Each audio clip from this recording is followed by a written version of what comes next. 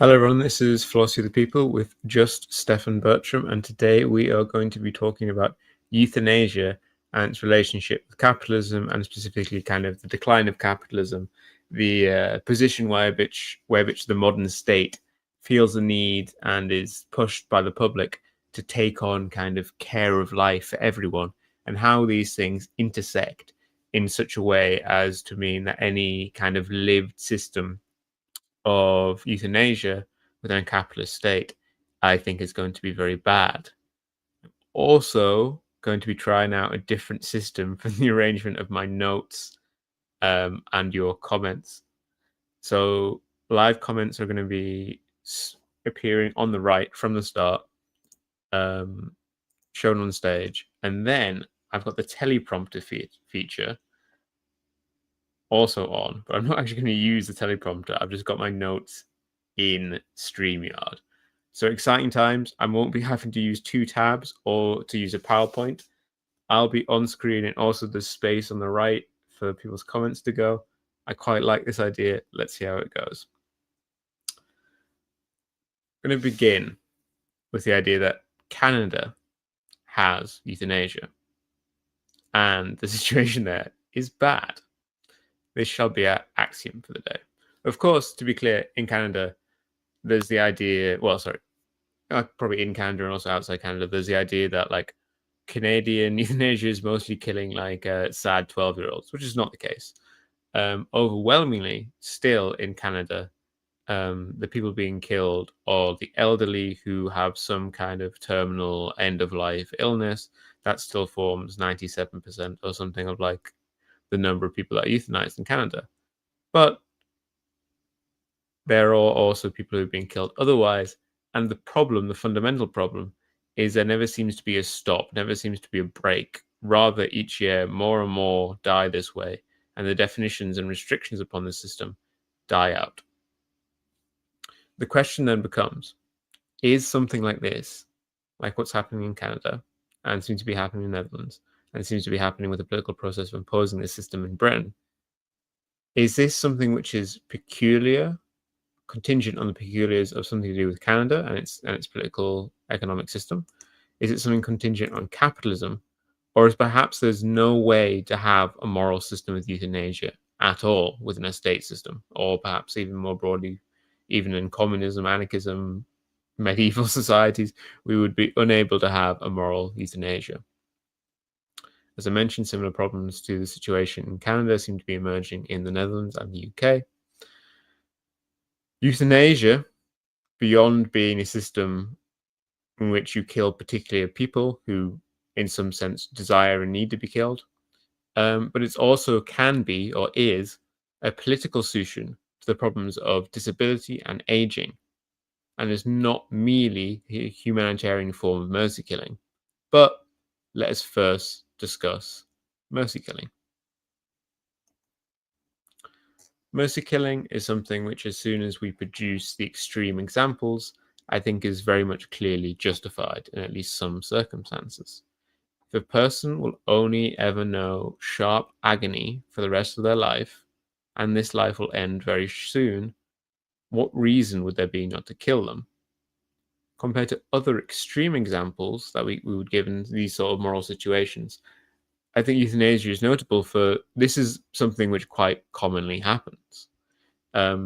When people are dying, when they're reaching the end of life, their body is rebelling against them in such a way that they're in severe pain as they die, and will be in severe pain right till the moment they do die.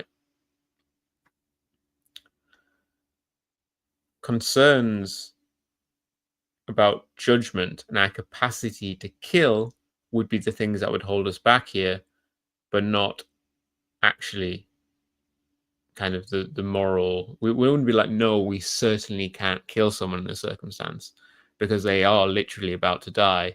We can't do anything to hasten their end because, again, they're going to die. They're in great pain.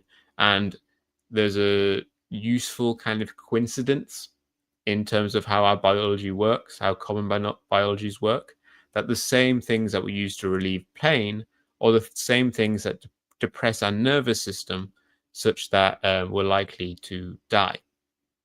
And so this is why high dosages of morphine can be used both to ease someone's pain and ease them into death. It's this concern about a capacity in judgment is why we turn to euthanasia, because within the system of euthanasia, the question of judgment and capacity are passed on to people who make such judgments their business, doctors. This does raise a question that we'll attend to later of, do we degrade or damage the medical profession in some way by turning them into these polite executioners? But it certainly seems to be the case that doctors do have the education and the will to make end-of-life decisions, and do so frequently, as we would also have the capacity to create end-of-life scenarios based on a moral political framework. Sorry, to be clear, that was a bit of an unclear statement. We can create political moral systems outlining the circumstances under which doctors can kill people, and then we would trust doctors to reasonably implement these systems most of the time. Though notably, this moral political system would also have to be congruent with what the average doctor thinks if you actually want to implement it. But I would say that doctors generally are quite open to euthanasia.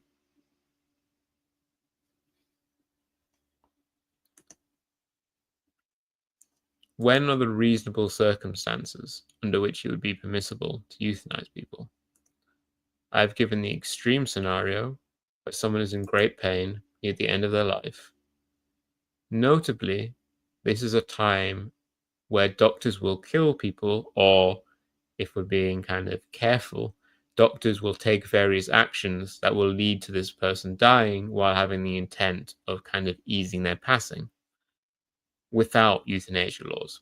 In the UK, there were a series of court cases in the 20th century where a few times courts tried to try doctors who had clearly moved to deliberately kill their patients who were in a great deal and suffering at the end of their lives.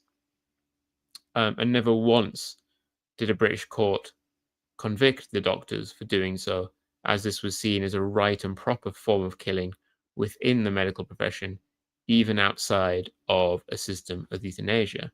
The problem I am seeing with having the comments on screen is that the StreamYard comments on screen are very teeny tiny.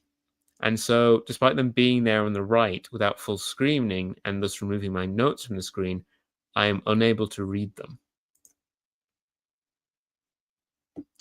Hadron of Theseus said, while we in burden crawl towards death. While 250D says, I feel like you can ask if meaningful consent for anything can exist in the capitalism given we're basically being coerced all the time. I think the answer to that is degree we have to act like we can because doing otherwise is unworkable. Obviously, this is a question relating to, we can bring this question out in regards to like concerns about inheritance and us pressuring old people to die. And this isn't just something where, it's just greedy bastards doing so. If you're in a circumstance where either your grandparents' inheritance can ensure some kind of decent life for you via inheriting a home, or the alternative, under which they have a terrible life experience for a few years in a care home, and that paying for that care home leads to that property being dissolved and sold off, it seems right to pressure your grandparents into being euthanized, which is, of course, reasonable and at the same time very, very dangerous. Hadron says, Theseus says, it's just not a terrible episode quote from King Lear. No, it's a good one. I like it. Is Jack Cockhoverian a well-known name in the UK? I have not heard of him. If that's a person who is in the image, the image was suggested by, the thumbnail was suggested by the artist who makes them for us. The other problem is if I click off the teleprompter and go to read the comments, it does not keep my place.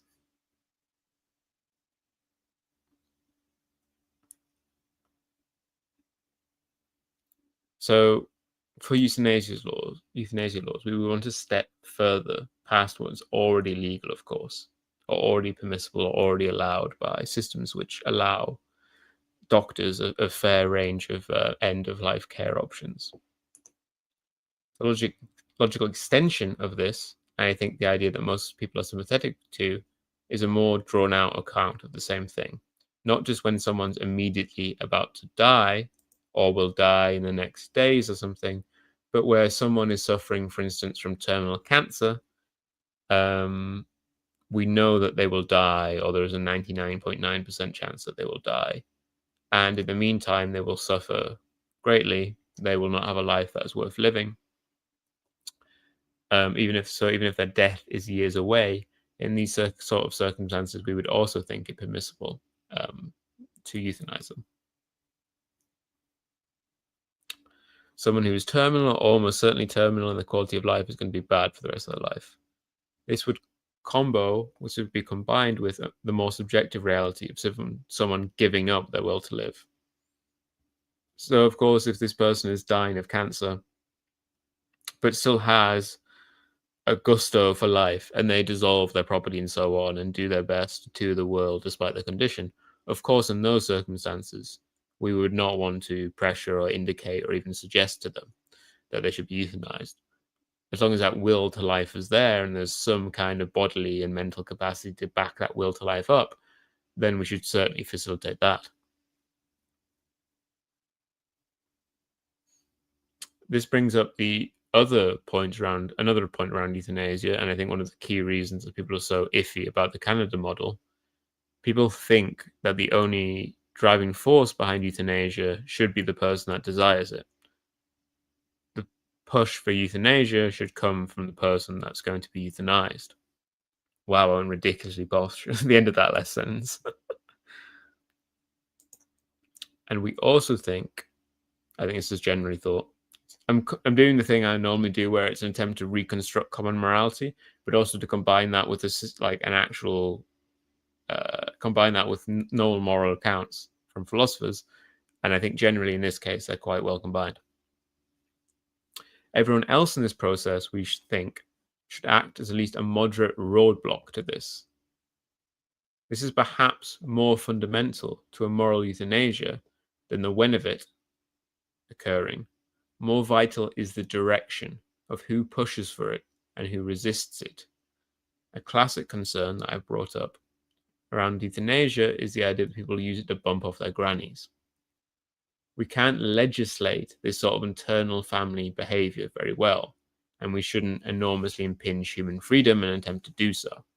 Ultimately, if someone is having a private conversation in their home with their grandmother about whether they should or should not be euthanized, this is something, apart from the most extreme circumstances, we should not try to legislate on, because an attempt to do so would massively impinge on human freedom. But what we can control to a lesser or greater degree is the orientation of medical professionals as regarding euthanasia. And it seems that in this case, they should be orientated contra death, that they should facilitate to some degree while also putting roadblocks in the way when people want to be euthanized. But they should at the same time facilitate and put roadblocks in the way instead of pushing for it themselves. This is, I think, one of the reasons that people are so put off by the Canadian system, where it seems the case that medical professionals will just bring up killing you. And kind of, it seems the case that while we're still in circumstances where few people that aren't terminally ill, old people, are euthanized in Canada, there seems to be increasingly a large amount of people in Canada who are being offered the option to die, which of course they will say, fuck off, no. But this isn't what you want for a medical system. This is not the sort of care that you want offered to people. And this, of course, combines with the fact, as we'll get to later, that Canada has a public health system where everyone can access it to a lesser degree for free. I think this question, the question of orientation, the question of who is pushing for it, rather than whether or not, in the end, they actually kill you, seems to be the thing which most degrades the medical profession. There's a variation of the trolley problem called something like the outland drifter. This is based on saving the same kind of thing with the trolley problem, where you're saving five but killing one. But in this case, a doctor is being asked the question of whether they would save 5 lives by killing a young man who's drifted into the doctor's surgery out kind of far, far away in the outback, say, of Australia or something. And you know this man, while he's a happy, healthy young man, you also can tell that he has no real family connections or anything like this, will not be deeply missed if he is killed. And you're asked why probably you approve of the situation in case of the trolley, but you don't approve of the situation here. Everyone reacts to the outland doctor scenario by being very skeevy of it, even if they approve of the normal trolley problem, and even if they approve of the fat man variation where you actively murder someone. But I think a key part of why this is so repulsive is that in the outland doctor situation, you play the role of a doctor. You are not an unindividuated individual, nor are you yourself. You're placed in the role of a medical professional. And in that case, things become a lot worse. Doctors, we think, should not actively kill, especially in the case of a young, healthy person who's not asking for it.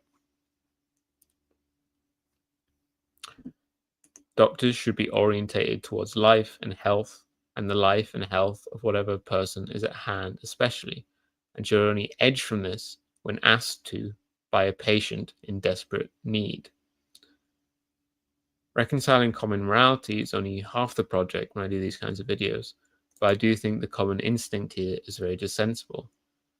The idea that a doctor should act to defend health above all else fits with every kind of common system of normative morals, and the secondary rule, and the only kind of possible system which doesn't, is a very sort of blunt utilitarianism, but I think any kind of utilitarianism thought at any distance would also come to similar conclusions. Just going to continue for a bit longer, then go back on the comments until I can only also put 5,000 characters in the teleprompter. So I now have to awkwardly paste the other half in while I look at the comments, but a couple of paragraphs first. But enough careful agreement. What are clear breakpoints around euthanasia? An interesting one to discuss is mental health. Mental health is never terminal in the sense that you only die from it. Only way you die from it is through killing yourself. But it can certainly create a great deal of suffering. And in some very broad sense, all humans are, of course, terminal, and having severe depression will significantly shorten your lifespan. What should we do in these cases? Surely there is a level of pain which would make it worth it. There's a level of pain and a resistance to treatment which would make it worth it. The problem, of course, in the case of mental health is that it's hard to assess, it's hard to access the pain of someone who is severely depressed in a way that assessing the pain of a kind of physical pain of a wound, of an injury, is much easier. I think the solution, again, is just barriers and orientation. I don't think we should say that, no, we cannot kill you because you don't fit a certain particular category of injury, but rather the point is to put up a lot of barriers to make sure that this person's life is really not worth living, and that they really, really do, in fact, want to die. And now I'm going to look at the comments.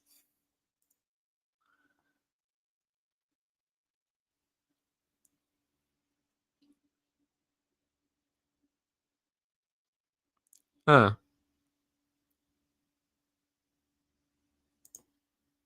2 to 5 of these, I assume by right you mean in the sense of it being in your self-interest rather than morally right. No, I'm definitely always talking about morally right tonight. We're doing morals today. Kefkovian, Robert Carpenter says, divide an assisted suicide machine in the US. Robert Carpenter also says, interesting topic, and one of the central questions of Foucault of how sovereignty, the old power to take life or let live, evolved into the biopolitics, the modern power of make, live, and let die. Yes, we will definitely be discussing that in the second half of today. La Fin, Absolute Monde, possibly Jason, I guess. Don't know who else admins that YouTube. Says the answer is no. If you check the description, I also preemptively answered the question as no. Hi. 258D says, I feel like the medical versus social model of disability is relevant to debate. Like, presumably people might more likely to choose death if they have accommodations. Yes, this is the other problem where it seems to be the case that another danger of euthanasia is if you have the option of you can pay $10,000 a year to do this and that for a homeless disabled person, or you can just kill them. The second option, especially if you're trying to balance a budget, which everyone is trying to do now, councils, for instance, in the UK, local councils, local government, half their budget, a full half, I think it's 55% on average, goes on adult social care. If these councils had the option to suggest, oh, can we just kill you instead? That's going to be very, very appealing. And again, this is going to be one of the key questions in the second half. Yes, everyone can read that one out for themselves. I'm trying not to say KYS and the other word too much during the video.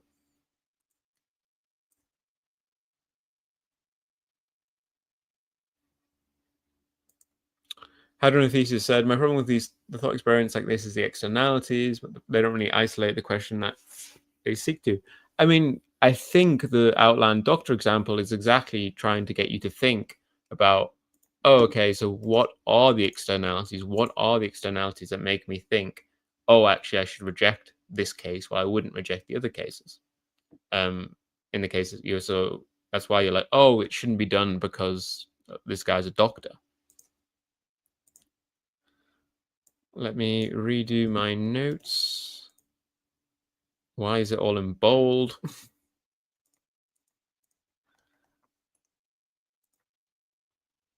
So let's move on to capitalism. What is the fundamental problem here with the relation of capitalism to euthanasia? I really need a drink. This is bad timing, but I do.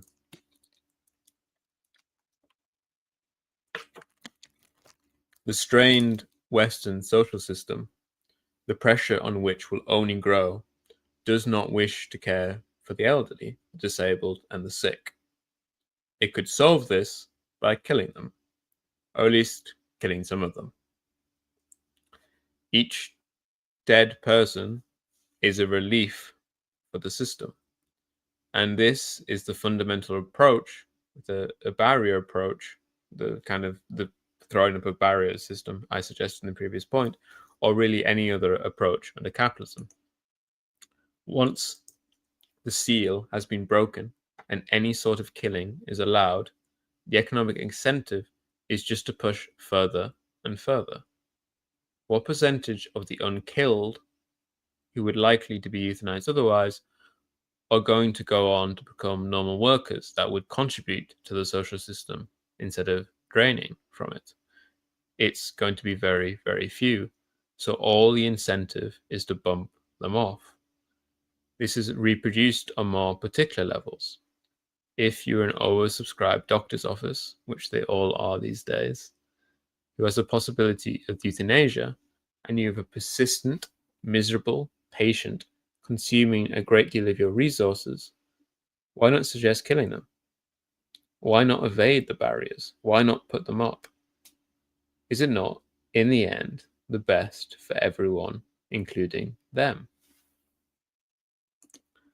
Notably, and something that makes this contrast, this problem, whatever you would like to call it, increasingly sharp, is that we live in an era of class hate, but where that class hate is being increasingly retooled into generational hate.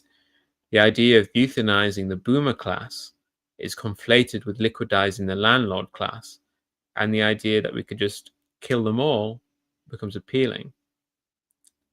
There's also a growing awareness that there are a category of persons out there in the world who are, for lack of a better word, crippled.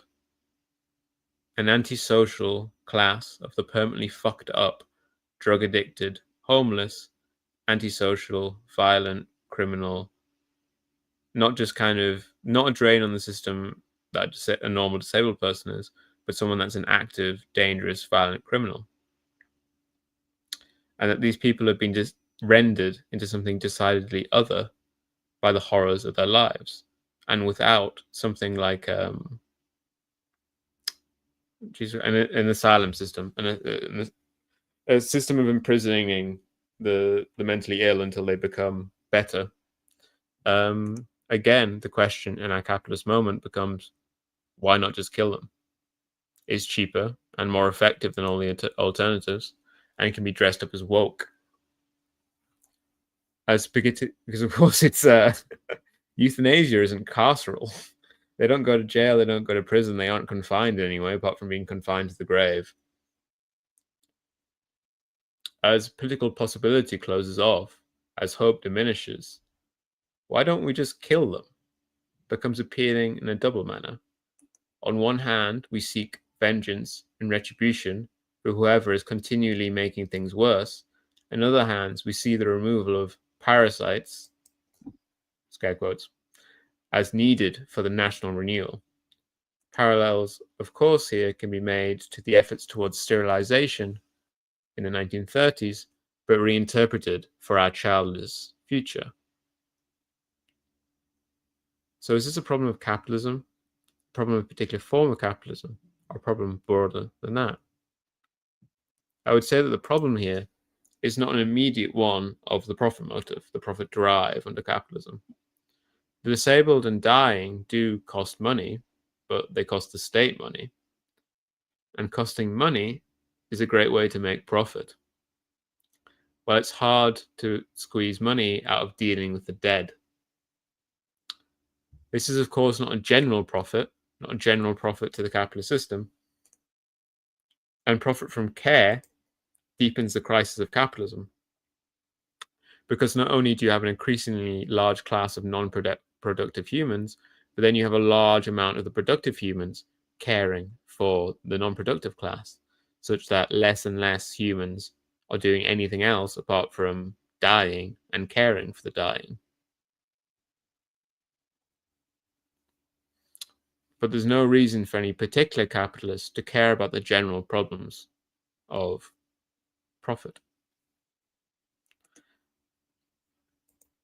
What's most interesting, I think the key to this problem, is the relationship of the capitalist state to the capitalist population, I should say.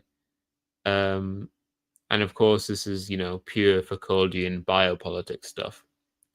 So we should ask ourselves, what is the ultimate role of the capitalist state? Well, in a broad sense, to ensure the continuation of capitalism.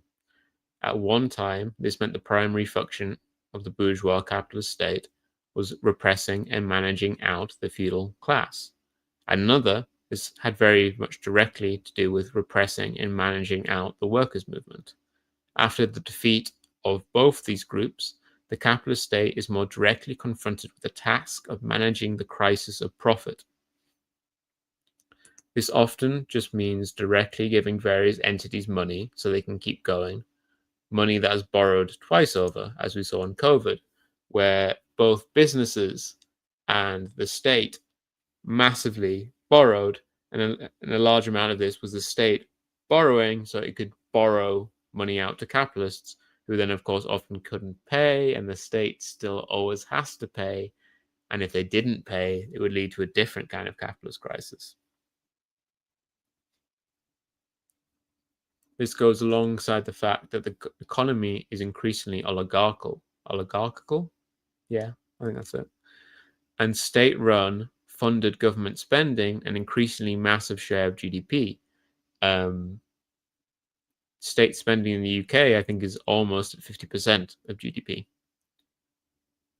In the West, we increasingly have a really shit version of state capitalism. Under this framing, the question is very clear on why we should kill the disabled and the elderly. They're not productive workers who contribute tax and instead massive drains. They're not, for the capitalist, necessarily a direct problem, but they're an immense and direct problem for the state. The capitalist state is interested in killing the disabled and the elderly for the same reason that capitalists are interested in firing ineffective workers. The capitalist state can be submersed entirely within capitalist logic in this way, instead of being a system which stands above such a operation and manages and defends it.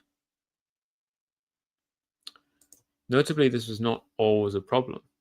In the 19th and the early 20th century, and certainly the case if we go back further, even if we ignore the workers' movement, managing the disabled and elderly was not something the state was deeply worried about.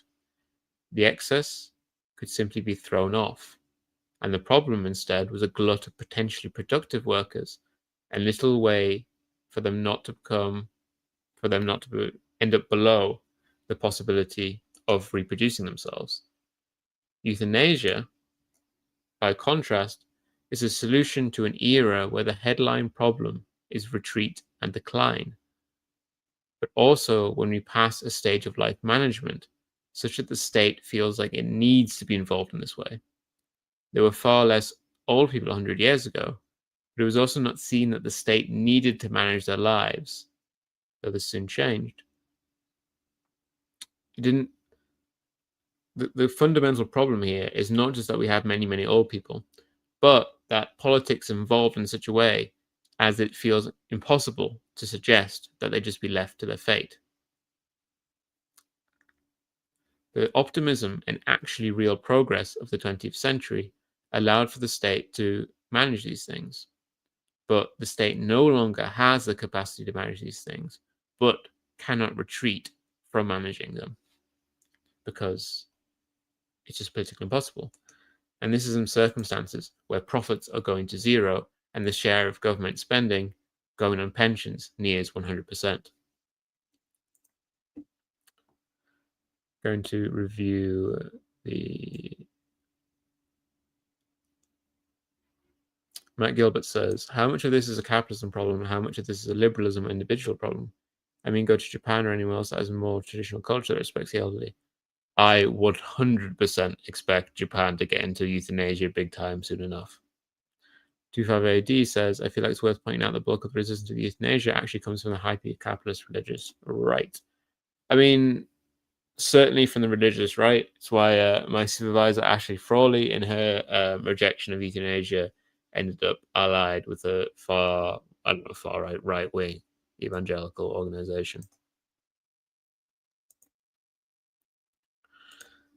I mean, the state does borrow. I mean, it also creates money, but I mean, you can say it creates money and then gives it directly to certain financial. Well, you can say the state creates money and then, in order to create that money,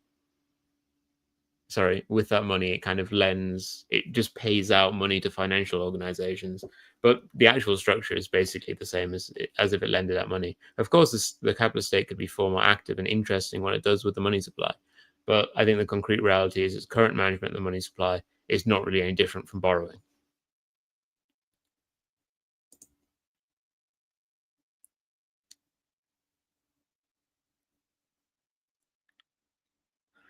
Hadronothesis clarifies that earlier on he was talking about kind of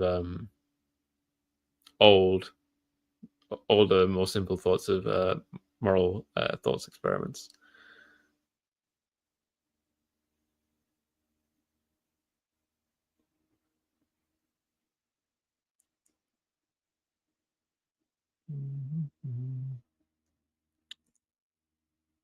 Certainly. And also, we have the thing of we've never in human history confronted the problem that we have now where the population pyramid is inverted, where there are more elderly than young people. It's the first time in human history this has ever happened. And it's not just happened a little bit, it's happening decisively into a great and overwhelming degree. It doesn't seem like it has a possibility of changing. Can you not make a similar argument to that for sex work under capitalism? Maybe it's not ethical under capitalism, but restricting it is worse. I don't think this is particularly convincing because there isn't that much amateur euthanasia, or however you'd like to name it, while there is, a permanent degree of sex work, which doesn't seem to be something that any society's ever got rid of.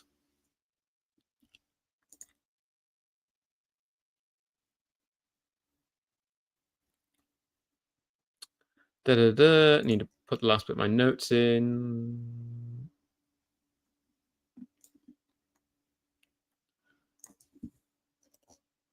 Copy.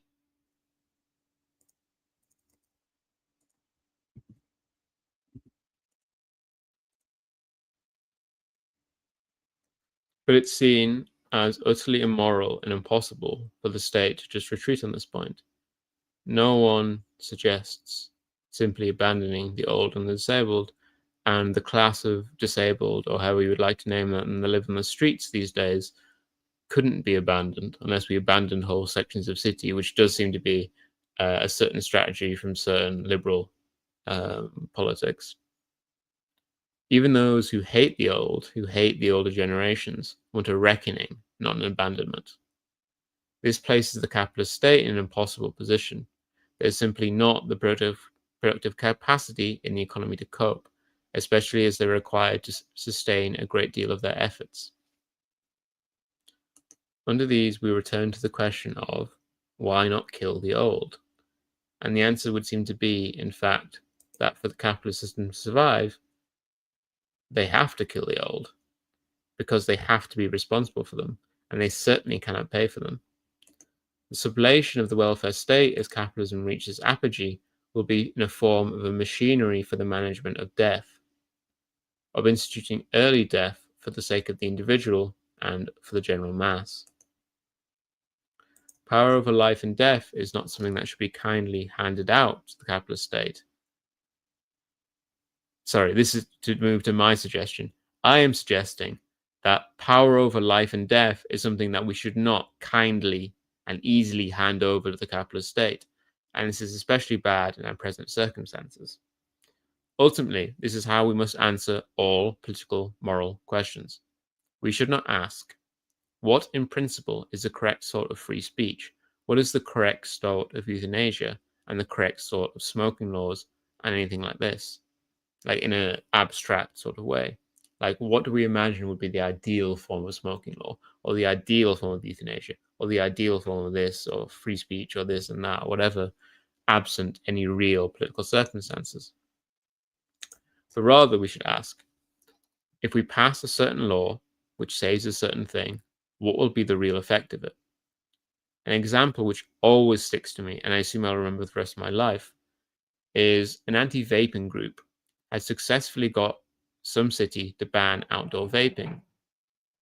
But once the police slammed some black kid to the floor for vaping outside, they were all, oh no, this isn't what we meant. But of course, this is what they meant. This is exactly what they meant. This is a completely straightforward and predictable outcome of the law you pushed for. And if you didn't see it coming, that just means you're stupid and bad at politics and morality. So the question should not be, is it moral to euthanize people under some circumstances? I think the answer is yes, very much so. But rather the question should be, should we support legislation that will allow the capitalist state to massively expand its power to legally kill us? To which the answer would seem to be an emphatic no. The capitalist system, the capitalist state rather, is in a continuous battle to expand its power, and the evidence from countries which have legalized this killing shows no sign that anything is different in the case of this killing, that if granted this power, they will do nothing but further expand this power to kill more and more of us, and we should not go quietly into such a system. Those are my words for today. I'm done.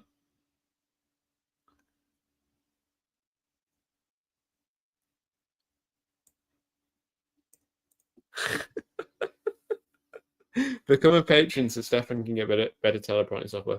I think next time I will actually try the actual teleprompter, which is directly on screen. I was actually just glancing towards the notes, which was probably obvious. But it was a thing where it just like I had to type. I didn't actually, sorry, to be clear, I didn't want it because it didn't really let me add my own thoughts.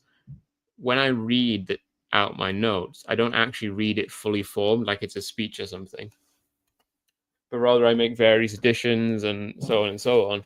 While if I actually have like the real teleprompter scrolling on the screen, it kind of locks me off from really expanding unless I pause and fiddle and fluddle. Blah, blah, blah, blah.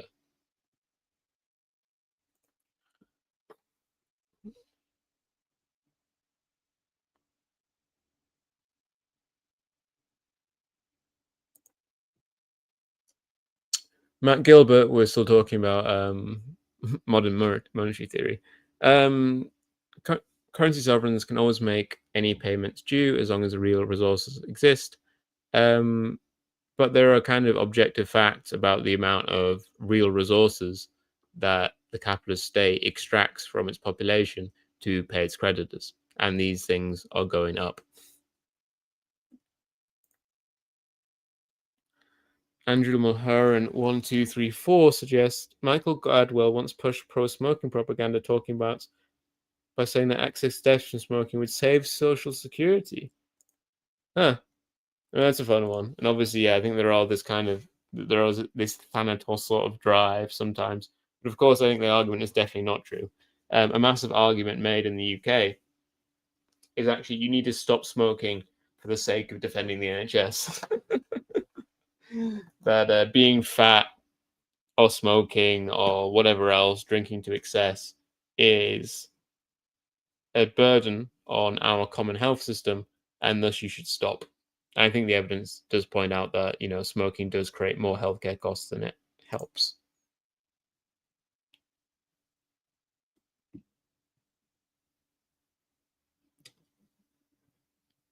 Matt Gilbert suggests when resources start to run out, then they'll start population reduction. To be honest, there are far, far too many people. We're way past carrying capacity. I don't think we're way past carrying capacity. Only maybe within a certain political economic system, not in any objective or real terms. So yes, if anyone has any questions, comments, suggestions for next week, now is the time to make them. Otherwise, I will be knocking off for the day.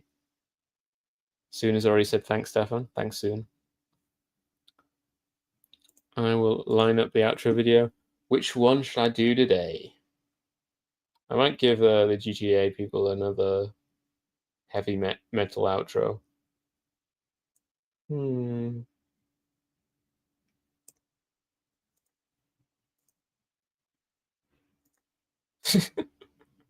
Weedslosky just says, "Damn Civil War."